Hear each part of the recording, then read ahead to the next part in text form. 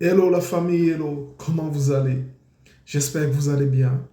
Bienvenue dans cette nouvelle vidéo du Retour à Broad. Alors, je fais cette vidéo depuis, voilà, je suis à Paris actuellement.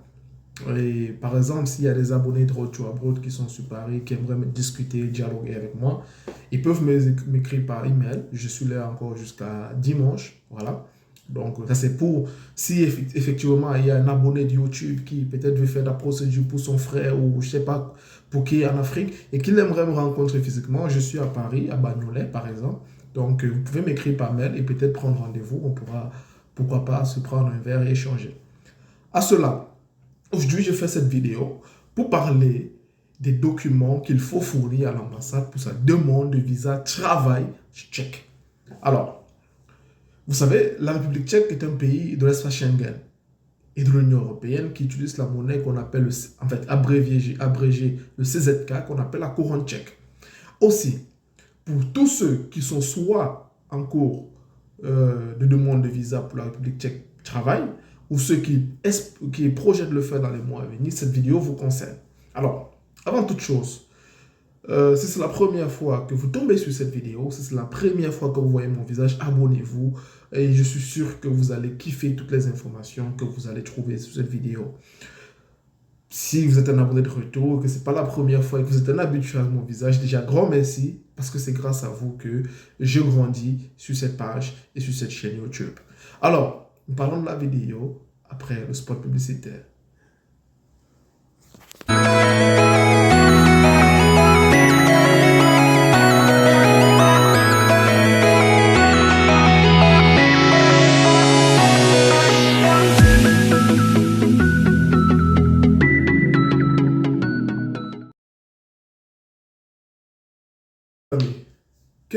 Quels sont les documents qu'il faut fournir pour votre demande de visa de travail pour la République tchèque? Alors, prenez le temps d'écouter tout ce que je vais dire.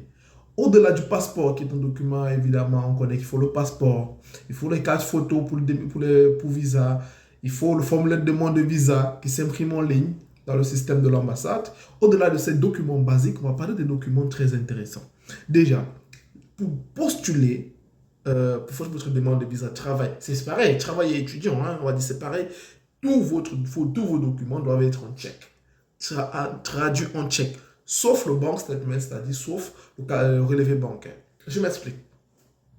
Vu qu'on parle du travail, évidemment, vous devez fournir votre lettre de l'employeur, lettre de l'hébergement, l'assurance que l'employeur vous donne, l'agrément, c'est-à-dire que votre contrat a été enregistré auprès du ministère du Travail tchèque, ce qu'on appelle le ministère Vnitra en tchèque, si je prononce bien. Bref, tous ces documents viennent déjà en langue tchèque, donc vous n'avez plus besoin de les traduire. Tous ces documents que votre employeur en République tchèque vous enverra seront déjà en langue tchèque. Maintenant, les documents qui ne sont pas en langue tchèque, c'est-à-dire comme votre casier judiciaire, par exemple, je ne sais pas où vous vivez, le casier judiciaire du pays où vous vivez, forcément ne sera pas en langue tchèque. Vous devez les traduire en langue tchèque. Obligatoirement, vous devez les traduire en langue tchèque. Alors, je vous aiderai, je mettrai en commentaire l'adresse, je mettrai en commentaire un lien de l'ambassade de République tchèque au Nigeria, qui a un lien qui vous guidera vers des agences certifiées de traduction en République tchèque. Je vous mettrai ce lien-là en description, vous allez juste cliquer et pour ceux qui sont dans les procédures, vous pourrez contacter ces agences par adresse email et vous entendrez avec eux sur la traduction de vos documents. Donc, le casier judiciaire, avant de le traduire, écoutez, ça c'est très important. Avant de traduire le casier judiciaire en tchèque, vous devez légaliser ce casier judiciaire au ministère des Affaires étrangères de votre pays. C'est très important. C'est très, très, très, très important. Vous devez légaliser ce casier judiciaire au ministère des Affaires étrangères de votre pays. Lorsque vous légalisez votre casier judiciaire au ministère des Affaires étrangères de votre pays, vous pouvez maintenant l'envoyer au traducteur. Le traducteur le traduira en tchèque et sur la traduction en tchèque, ça sera mentionné que votre document a été légalisé au ministère des Affaires étrangères, c'est-à-dire l'original a été légalisé au ministère des Affaires étrangères de votre pays. C'est très important pour le casier judiciaire. Autre document, vous devez aussi légaliser votre rapport médical, c'est-à-dire un bilan médical. Vous allez faire un bilan médical qui montre que vous êtes en aptitude pour pouvoir voyager, vous n'avez aucune maladie ou déficience de ce genre. Mais ce document, vous devez aussi le traduire en tchèque, mais ça n'a pas besoin, je dis bien pas besoin, le rapport médical d'être légalisé au ministère des Affaires étrangères tchèque. Ces deux documents, j'espère que vous avez vu ou compris, vous êtes en train de comprendre la différence sur ces deux documents. Passez ces deux documents, la lettre de motivation, vous pouvez l'écrire en français et traduire en ligne. Il y a des traducteurs, des applications de traduction en ligne en langue tchèque qui sont faciles. Pas besoin, c'est une lettre de motivation, ce n'est pas un document officiel, c'est votre lettre de motivation en vos propres mots. Donc vous pouvez l'écrire en français ou en anglais, le traduire en ligne, puis vous l'imprimez et vous signez juste ici. C'est pas besoin de le faire chez un traducteur certifié. Donc, au-delà de ça, le billet d'avion peut être en anglais et le casier judiciaire. Alors, tenez en compte que ceci.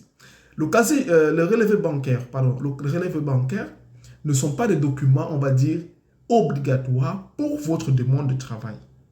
Mais ça peut être un document additionnel. C'est pour ça que moi, je vous conseillerais toujours à tous ceux qui demandent de fournir quand même un relevé bancaire.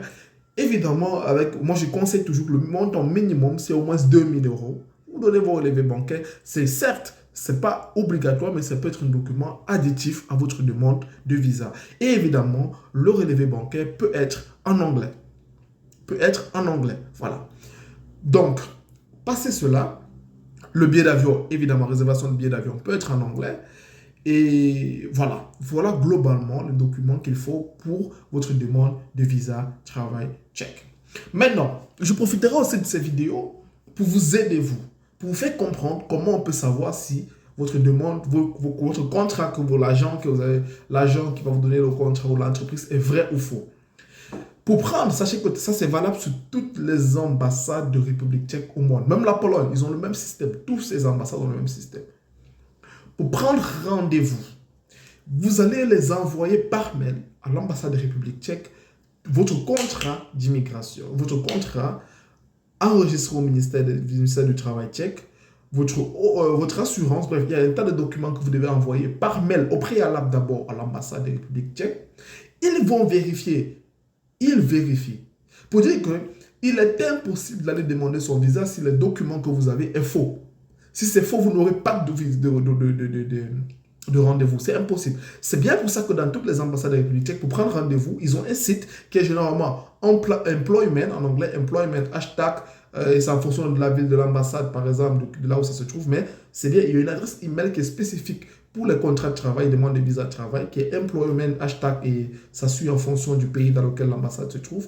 Vous cliquez sur cette adresse mail, vous les envoyez, c'est bien expliqué les informations que vous devez envoyer, votre nom, votre passeport, votre numéro de passeport, votre lieu de naissance, votre pays de résidence, et vous devez attacher tous vos documents, contrat de travail, contrat de travail et passeport. Et ils vont vérifier si effectivement ce contrat de travail est enregistré auprès de l'immigration tchèque. Et c'est seulement quand ils vont vérifier qu'ils peuvent vous donner le rendez-vous. Alors, il faut aussi prendre en compte que pour avoir les rendez-vous, généralement, les ambassades de République tchèque, ils ont des timings pour faire des tirages de rendez-vous. Donc, vous pouvez par exemple avoir, j'ai des gens qui actuellement, qui ont déjà tous les documents prêts. Nous sommes aujourd'hui le 6 avril et ils auront le rendez-vous en juin. Voilà, parce que par exemple, il n'y a plus de rendez-vous en juin, il n'y a plus de rendez-vous en avril, plus de rendez-vous en mai, plus de rendez-vous en juin. Donc, voilà. Donc, c'est un peu comme ça. Donc, globalement, voilà les documents qu'il faut pour le demander de visa à la République tchèque. Et ça, c'était pour vous rassurer comment on fait pour savoir si notre contrat est fake ou pas.